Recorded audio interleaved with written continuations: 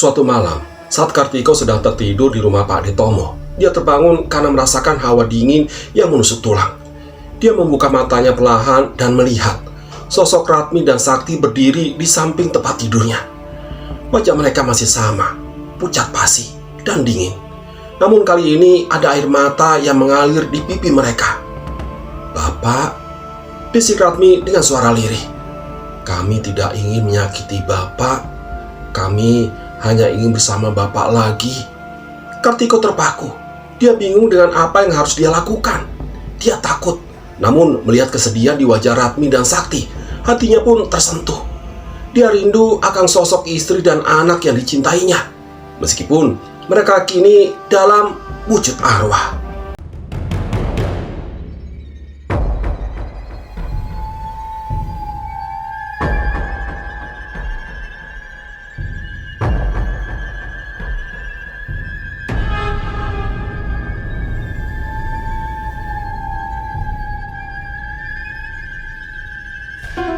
Bismillahirrahmanirrahim. Assalamualaikum warahmatullahi wabarakatuh. Ya, kembali lagi bersama Cerpen Horor. Cerpen Horor kali ini akan membacakan sebuah kisah yang berjudul Hidup Bersama Roh Istri dan Anakku. Baik, buat teman-teman yang ingin membantu supaya channel ini bisa berkembang lagi, bisa membantu dengan cara menekan tombol subscribe, like, ataupun share video ini. Teman-teman juga bisa menyampaikan komentar yang ada di kolom komentar. Baik, langsung saja kita bacakan kisahnya. Matahari terbit dengan rona jingga yang memancarkan di ufuk timur desa. Sinarnya menerangi gubuk sederhana milik Kartiko. Di dalam gubuk itu, suasana haru menyelimuti perpisahan antara Kartiko, Ratmi, dan Sakti, anak mereka yang baru berusia 7 tahun. Kartiko adalah pria desa yang kukuh dan kulit terbakar sinar matahari. Akan berangkat merantau keluar pulau untuk mencari nafkah. Ratmi dengan paras ayu dan rambut terjuntai panjang, berusaha tegar menahan air mata yang berkaca-kaca. Dia mengelus lembut pipi Sakti yang merengek manja, tidak ingin ditinggal oleh sang ayah. "Bapak pergi cari uang, Nak, biar nanti Sakti bisa sekolah tinggi," bisik Ratmi lirih sambil memeluk Sakti erat. Kartiko berjongkok, menatap Sakti dengan penuh kasih sayang. Dia mengusap air mata yang mengalir di pipi gembul anaknya. "Sakti jago ya sama ibu. Nanti kalau kangen Bapak, Sakti lihat aja bintang di langit. Bapak pasti lagi ngeliatin bintang itu juga, bintang yang sama," ucap Kartiko, suaranya parau, menahan tangis. Setelah sarapan seadanya dengan lauk tempe goreng dan sambal terasi, Kartiko pamit kepada kedua insan tercintanya. Dia mencium kening Ratmi dan Sakti bergantian.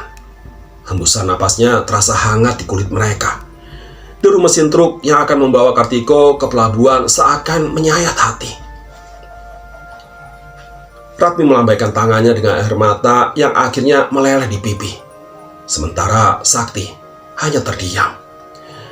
Matanya yang besar menatap nanar kepergian ayahnya.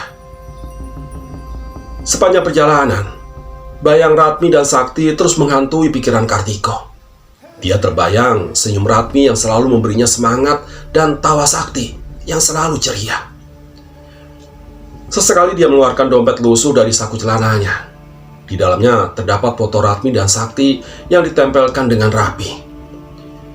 Kartiko mengecup foto itu berkali-kali, berdoa agar Tuhan memberikan kelancaran rezeki agar dia bisa segera kembali ke keluarganya. Malam pertama di perantauan, Kartiko kesulitan tidur. Kamar kontrakan yang sempit dan pengap terasa asing baginya. Kerinduan pada Ratmi dan Sakti semakin menjadi. Dia memejamkan mata, mencoba memeluk bayangan Ratmi dalam mimpinya. Namun yang datang justru mimpi buruk. Kartiko bermimpi melihat Ratmi dan Sakti tergeletak di jalan raya. Tubuh mereka tertimpa reruntuhan bis yang ringsek. Kartiko berteriak histeris dalam mimpinya dan keringat dingin membasahi sekujur tubuhnya. Dia terbangun tersentak, napasnya tersengal-sengal. Mimpi itu terasa begitu nyata, membuat dadanya sesak dan dipenuhi firasat buruk. Hari Selasa yang cerah itu diawali dengan kebisingan tidak biasa di desa. Biasanya, pagi hari di desa, Kartiko hanya diramaikan oleh suara ayam berkokok dan sapu lidi yang menyapu dedaunan kering di jalanan. Namun pagi itu, suara teriakan histeris memecah keheningan. Ratmi yang tengah menyiapkan sarapan untuk Sakti tersentak mendengar teriakan itu. Dia berlari keluar gubuk dan diikuti Sakti yang masih mengantuk. Di ujung jalan desa, Ratmi melihat kerumunan orang. Rasa penasaran membuncah, dia pun melangkah cepat menuju kerumunan itu. Semakin dekat, semakin jelas isak tangis dan raungan histeris yang terdengar. Ratmi melihat tubuh tak bernyawa tergeletak di pinggir jalan, ditutupi kain sarung lusuh. Bau dar yang menyengat menusuk hidungnya. Perlahan dia membuka kain sarung itu dan dunia seketika runtuh. Tubuh yang tergeletak itu adalah milik Pak De Slamet, tetangga mereka yang sehari-hari berprofesi sebagai tukang becak. Wajahnya pucat pasi, matanya terpejam, dan terdapat luka menganga di bagian kening. Ratmi teringat pagi itu, Pak De Slamet sempat meminjam sepeda motornya untuk mengantar tetangga lain ke pasar. Ternyata di perjalanan, dia mengalami kecelakaan dengan sebuah bis yang melaju kencang. Saksi mata bercerita bahwa bis tersebut melaju dengan kecepatan tinggi dan tidak bisa mengendalikan kendaraannya saat melewati tikungan tajam. Bus itu pun oleng dan menabrak Pak De Slamet dari arah berlawanan. Ratmi lemas. Kakinya gemetar, tidak bisa menopang tubuhnya. Dia nyaris pingsan melihat tragedi yang baru saja terjadi. Sepulang dari pemakaman Pak De Slamet, Ratmi tidak henti-hentinya diliputi perasaan was-was. Pikirannya terus terbayang kecelakaan yang menimpa Pak De Slamet. Dia khawatir hal serupa akan terjadi pada Kartiko yang juga bekerja di luar kota. Ratmi terus berdoa sepanjang hari, memohon keselamatan untuk suaminya. Namun, doa Ratmi tidak terkabulkan. 2 minggu setelah kecelakaan Pak De Slamet, Ratmi kembali dikejutkan oleh kabar duka. Kali ini bukan lagi dari tetangga, melainkan dirinya dan Sakti yang menjadi korban kecelakaan. Hari itu, mereka berniat pergi ke kota untuk berbelanja keperluan sekolah Sakti. Namun naas, di perjalanan pulang, sepeda motor yang mereka kendarai ditabrak oleh bis yang sama persis dengan yang menabrak Pak De Slamet. Kecelakaan itu begitu tragis.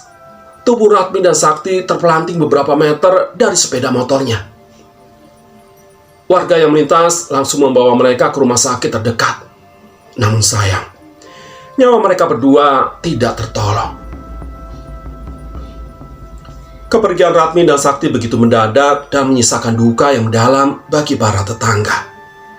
Berita duka tersebut seharusnya segera disampaikan kepada Kartiko, suaminya. Para tetangga tidak mengetahui nomor telepon atau alamat lengkap tempat Kartiko bekerja. Mereka hanya tahu Kartiko pergi merantau ke sebuah pabrik di luar pulau. Upaya pencarian nomor telepon Kartiko pun sia-sia. Setelah 2 tahun merantau, rindu yang membuncah di hati Kartiko tidak tertahankan lagi. Dia memutuskan untuk pulang kampung dan berjumpa dengan Ratmi serta Sakti. Bayangan senyum Ratmi dan tawar yang Sakti terus menari-nari di benaknya. Setelah menempuh perjalanan panjang yang melelahkan, akhirnya Kartiko sampai di desa kelahirannya. Rasa haru membuncah tatkala dia melihat gubuk sederhana miliknya yang masih berdiri tegak. Tanpa membuang waktu, dia kemudian bergegas menuju rumahnya. Setibanya di depan pintu, dia menarik napas dalam dan mengetuk pintu dengan penuh semangat.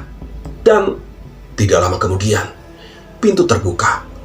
Di ambang pintu berdiri Ratmi, paras ayunya terlihat berseri-seri. "Bapak?" serunya tidak percaya. Air mata langsung meleleh di pipinya. Ratmi berlari memeluk Kartiko erat. Pelukan itu terasa hangat, sama seperti pelukan yang selalu dirindukannya. Kartiko membalas pelukan Ratmi dengan haru. Matanya yang berkaca-kaca, wajah Ratmi yang terlihat sedikit lebih kurus namun tidak mengurangi kecantikannya. Ratmi, Sakti mana ya?" tanyanya lirih. Seakan mengerti, Ratmi melepaskan pelukannya dan memanggil Sakti yang tengah bermain di ruang tengah. Sakti, sini. Tidak lama kemudian, muncul seorang anak laki-laki berusia 9 tahun, berlari menghampiri mereka. "Bapak?" tanya anak itu ragu-ragu. Matanya yang bulat besar menatap Kartiko dengan penuh rasa penasaran. Iya sayang, iya nak, ini bapak," jawab Kartiko sambil mengulurkan tangannya. Anak laki-laki itu yang tidak lain adalah Sakti. Ragu-ragu untuk menyambut uluran tangan Kartiko. Namun, setelah melihat senyum Kartiko yang tulus, dia pun menggapai tangan ayahnya. Pelukan hangat pun terjadi antara ayah dan anak itu. Suasana haru mewarnai pertemuan tersebut. Ratmi menceritakan kehidupannya selama ini bersama Sakti. Dia juga bercerita tentang tetangga yang baik hati yang kerap membantu mereka. Kartiko mendengarkan cerita istrinya dengan penuh perhatian. Ada secuil keraguan yang menggelitik di hatinya saat melihat Sakti yang terlihat lebih besar dan dewasa dari perkiraannya. Namun keraguan itu dia kesampingkan. Diyakini sebagai efek dari perpisahan selama 2 tahun. Hari-hari Kartiko di desa terasa begitu menyenangkan. Dia disambut dengan hangat oleh para tetangga. Dia pun merasa bersyukur karena selama ini Ratmi dan Sakti baik-baik saja. Malam harinya, mereka bertiga bercengkrama di ruang tamu. Ratmi bercerita tentang kesehariannya. Sakti dengan polosnya menceritakan pengalamannya di sekolah. Kehangatan keluarga yang dirindukan Kartiko akhirnya terwujud. Namun di tengah kebahagiaan itu, Kartiko mulai merasakan kejanggalan yang tidak bisa diabaikan. Kehangatan yang dirasakan saat memeluk Ratmi terasa berbeda. Pelukannya dingin, tidak seperti pelukan yang selalu dia ingat. Begitu pula dengan Sakti. Sentuhan tangannya terasa dingin dan kaku. Kartiko mencoba untuk tidak memikirkan hal tersebut. Namun perasaan janggal itu terus mengantuinya. Suatu malam, saat hendak tidur, Kartiko terbangun karena kehausan. Dia bangkit dari tempat tidur dan menuju dapur untuk mengambil air minum. Dalam perjalanannya, dia melihat Ratmi berdiri di depan cermin. Kartiko terpaku melihat Ratmi yang sedang membenarkan sanggul di rambutnya. Tapi saat wajah Ratmi terpantul di cermin, Kartiko menjerit histeris. Wajah ayu Ratmi yang biasa dia lihat berubah menjadi wajah pucat pasi dengan mata kosong dan bekas luka menganga di dahinya. Cerita histeris Kartiko memecah keheningan malam. Ratmi yang tengah membenarkan sanggulnya di depan cermin sontak berbalik kaget. Wajahnya yang terlihat normal seketika berubah pucat pasi saat melihat Kartiko berdiri mematung dengan tatapan penuh ketakutan. Bapak kenapa? Kok teriak? Ada apa, Pak?" tanya Ratmi dengan nada cemas. Pura-pura tidak mengerti, Kartiko tidak bisa berkata-kata. Dia terpaku melihat bayangan Ratmi di cermin. Wajah ayu dan berseri-seri yang biasa dia lihat lenyap, digantikan oleh wajah yang mengerikan. Pucat pasi dengan mata kosong dan bekas luka menganga di dahinya. Luka itu persis seperti yang dia lihat dalam mimpi buruknya 2 tahun yang lalu. Sadar akan tatapan Kartiko, Ratmi bergegas mematikan lampu kamar. Pak, lampu kamar rusak. Ayo kita tidur lagi, Pak," ucapnya sambil meraih tangan Kartiko dan membawanya kembali ke tempat tidur. Sepanjang malam, Kartiko tidak bisa memejamkan mata. Bayangan wajah mengerikan Ratmi di cermin terus terngiang-ngiang di benaknya. Dia mencoba untuk berpikir jernih. Mungkin matanya sedang lelah, atau mungkin pantulan cahaya yang aneh. Namun, firasat buruk terus menyelimuti hatinya. Keesokan harinya, Kartiko mencoba untuk bersikap biasa. Dia tidak ingin membuat Ratmi dan Sakti khawatir. Namun, kejanggalan demi kejanggalan terus dia temui. Sentuhan dingin tangan Ratmi dan Sakti dan bau busuk yang sama-sama tercium dalam rumah, serta tingkah laku Ratmi dan Sakti yang terkesan kaku dan tidak selincah dulu. Suatu pagi, Kartiko mengajak Ratmi dan Sakti ke pasar. Di tengah keramaian pasar, tiba-tiba tangan Sakti terlepas dari genggamannya. Kartiko panik dan langsung mencari Sakti ke seluruh penjuru pasar. Setelah sekian lama mencari, dia menemukan Sakti sedang duduk di bangku pojok, tertunduk lesu. "Sakti, nak, kamu kenapa?" tanya Kartiko khawatir. Sakti mengangkat kepalanya perlahan dan saat itu Kartiko kembali dibuat terpaku. Di bawah sinar matahari yang terik, wajah Sakti terlihat pucat dan tidak berdarah. Matanya kosong, tidak ada pancaran kehidupan di dalamnya. Keringat dingin membasahi sekujur tubuh Kartiko. Dia berjongkok di depan Sakti dan menyentuh wajahnya. Dingin, sangat dingin. Saat itulah dia teringat percakapan para tetangga beberapa hari yang lalu. Mereka bercerita tentang kecelakaan tragis yang menimpa Ratmi dan Sakti 2 tahun yang lalu. Perlahan kepingan puzzle di benak Kartiko mulai tersusun. Kejanggalan yang selama ini dia rasakan. Wajah mengerikan di cermin. Sentuhan dingin, semuanya mengarah pada satu kenyataan. Ratmi dan Sakti yang tinggal bersamanya saat ini bukanlah manusia, melainkan hantu. Seketika Kartiko dilanda rasa takut yang luar biasa. Dia selama ini hidup bersama arwah istri dan anaknya. Rasa rindu yang membawanya pulang kampung berubah menjadi kengerian yang tidak terperi. Bau busuk yang selama ini samar-samar tercium, kini menjadi semakin menyengat, seolah menguatkan ketakutannya. Sepulang dari pasar, Kartiko memberanikan diri untuk bertanya kepada Ratmi. Suaranya bergetar saat menanyakan tentang kecelakaan yang menimpa mereka 2 tahun yang lalu. Ratmi terlihat bingung, seolah tidak mengerti apa yang dibicarakan oleh Kartiko. Bapak ngomong apa sih? Kita kan baik-baik aja," elak Ratmi. Kartiko tak bisa lagi menahan rasa takut dan amarahnya. Dia berteriak histeris, menuduh Ratmi dan Sakti sebagai hantu. Ratmi dan Sakti hanya diam membisu. Wajah mereka tetap datar dan tidak menunjukkan ekspresi apapun. Suasana mencekam menyelimuti rumah mereka. Kepanikan Kartiko memuncak. Dia berdiri ke kamar dan mengambil tasnya. Dia harus segera meninggalkan rumah itu, menjauh dari hantu Ratmi dan Sakti.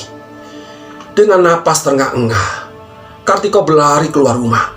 Dia tidak menoleh ke belakang, hanya ingin segera menjauh dari tempat yang dulunya terasa nyaman, namun kini terasa mencekam. Bau busuk yang selama ini diabaikan kini menusuk hidungnya semakin kuat, seolah mengejarnya. Lampu jalanan yang remang-remang menambah kengerian suasana malam itu. Kaki Kartiko terus berlari tanpa henti, tidak tentu arah. Dia hanya ingin menjauh dari gubuk tempat tinggalnya, dari hantu Ratmi dan Sakti. Dia akhirnya sampai di rumah Pak Detomo, tetangga lama yang rumahnya cukup jauh dari gubuknya. Dengan napas terengah-engah, dia menggedor pintu rumah Pak Detomo dengan kencang. Pak Detomo, tolong buka pintunya, Pak," teriak Kartiko histeris. Tidak lama kemudian, pintu terbuka. Pak Detomo yang sudah tua renta terkejut melihat Kartiko yang melihat pucat pasi dan berkeringat. Kartiko, memangnya kamu ada apa? Kok teriak-teriak malam begini?" tanya Pak Detomo heran. Kartiko langsung memeluk Pak Detomo erat-erat. Air matanya mengalir deras di pipinya. Dia terisak tidak henti, menceritakan pengalaman mengerikan yang baru saja dialaminya. Awalnya, Pak Detomo tidak percaya. Namun setelah mendengar cerita Kartiko tentang hantu Ratmi dan Sakti, serta melihat ekspresi ketakutan yang terpancar di wajahnya, Pak Detomo pun mulai bergidik. Pak Detomo memang mengetahui kecelakaan yang menimpa Ratmi dan Sakti 2 tahun yang lalu. Dia juga tahu upaya warga desa untuk menghubungi Kartiko yang gagal karena tidak memiliki informasi yang lengkap. Iya, memang benar, Ratmi dan Sakti sudah meninggal, Kartiko. Tapi kenapa kamu baru cerita sekarang? Tanya Pak Detomo prihatin. Kartiko tertunduk lesu. Rasa bersalah dan penyesalan menyiksa hatinya. Dia selama ini tidak mengetahui musibah yang menimpa keluarganya. Dia terlena oleh kebahagiaan palsu yang diberikan oleh hantu Ratna dan Sakti. Pak Detomo menawarkan Kartiko untuk tinggal di rumahnya sementara waktu. Kartiko pun menerimanya dengan senang hati. Dia merasa sedikit tenang berada di rumah Pak Detomo yang ramai dan terang benderang. Namun, rasa takut dan bayangan wajah mengerikan Ratmi dan Sakti terus menghantuinya. Malam itu Kartiko tidak bisa tidur.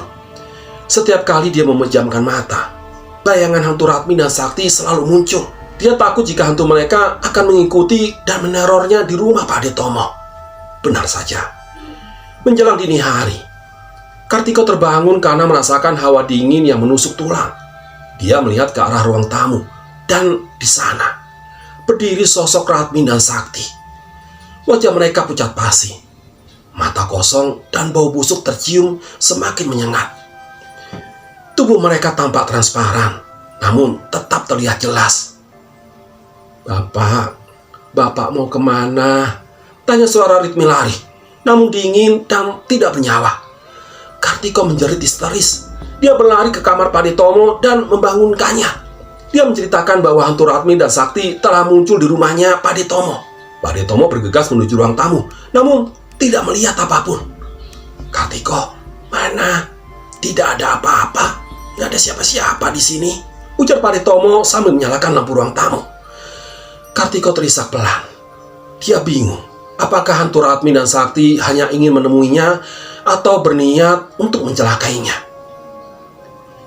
Pak Detomo berusaha menenangkan Kartiko dan mengatakan bahwa dia akan mencari bantuan ke dukun desa. Keesokan harinya, Pak Detomo menemui dukun desa dan menceritakan apa yang dialami oleh Kartiko. Sang dukun menyarankan untuk melakukan ritual pembersihan rumah Kartiko. Namun, Kartiko tidak berani kembali ke gubuknya. Dia takut jika dirinya akan terjebak lagi bersama hantu Ratmi dan Sakti. Selama berhari-hari, Kartiko tinggal di rumah Pak Detomo. Walaupun aman, bayangan hantu Ratmi dan Sakti terus menghantuinya. Dia tidak bisa lagi hidup tenang. Berita tentang Kartiko yang ketakutan dan tinggal di rumah Pak Detomo akhirnya menyebar ke seluruh desa. Para tetangga berdatangan ke rumah Pak Detomo untuk menjenguk Kartiko. Mereka prihatin melihat kondisi mental Kartiko yang terguncang. Beberapa tetangga bahkan menceritakan pengalaman aneh yang pernah mereka alami di sekitar gubuk Kartiko setelah kecelakaan Ratmi dan Sakti. Salah satu tetangga bercerita pernah mencium bau busuk yang menyengat di sekitar gubuk. Tetangga lain pernah melihat cahaya aneh yang berkedip-kedip di malam hari. Kisah-kisah tersebut semakin memperkuat keyakinan Kartiko bahwa yang tinggal bersamanya selama ini bukanlah Ratmi dan Sakti yang sebenarnya, melainkan arwah mereka yang gentayangan. Dukun desa pun akhirnya datang ke rumah Pak Detomo untuk menemui Kartiko. Sang dukun, seorang pria tua dengan jubah putih dan ikat kepala berwarna merah, menatap Kartiko dengan tatapan tajam. "Kau telah lalai, Kartiko," ucapnya dengan suara parau. "Arwah istri dan anakmu terikat dengan dunia ini karena memiliki urusan yang belum selesai." Kartiko tertunduk lesu. Dia tidak mengetahui urusan apa yang belum diselesaikan oleh Ratmi dan Sakti. Dukun desa menjelaskan bahwa terkadang arwah yang gentayangan memiliki penyesalan dan dendam yang belum terselesaikan, hingga mereka tidak bisa tenang di alam sana. Sang dukun menyarankan Kartiko untuk melakukan ritual pengusiran arwah Ratmi dan Sakti. Ritual tersebut melibatkan doa-doa khusus, pembakaran dupa, dan pemberian sesaji. Kartiko, meskipun takut, merasa tidak punya pilihan lain. Dia ingin Ratmi dan Sakti tenang di alam sana, dan dia sendiri ingin hidup damai kembali. Namun, sebelum ritual tersebut bisa dilakukan, keganjilan lain terjadi. Suatu malam, saat Kartiko sedang tertidur di rumah Pak Detomo, dia terbangun karena merasakan hawa dingin yang menusuk tulang. Dia membuka matanya perlahan dan melihat sosok Ratmi dan Sakti berdiri di samping tempat tidurnya. Wajah mereka masih sama, pucat pasi dan dingin. Namun kali ini, ada air mata yang mengalir di pipi mereka. "Bapak," bisik Ratmi dengan suara lirih. "Kami tidak ingin menyakiti Bapak. Kami hanya ingin bersama Bapak lagi." Kartiko terpukau. Dia bingung dengan apa yang harus dia lakukan. Dia takut. Namun melihat kesedihan di wajah Ratmi dan Sakti, hatinya pun tersentuh. Dia rindu akan sosok istri dan anaknya yang dicintainya, meskipun mereka kini dalam wujud arwah. Akhirnya babak baru pun dimulai. Kartiko dihadapkan pada dilema. Haruskah dia mengusir arwah Ratmi dan Sakti dengan risiko hidup sendiri? Atau menerima kehadiran mereka meskipun itu berarti hidup dalam bayang-bayang ketakutan? Ya, demikianlah cerpen horor kali ini. Sampai ketemu lagi di cerpen horor berikutnya. Terima kasih. Assalamualaikum warahmatullahi wabarakatuh.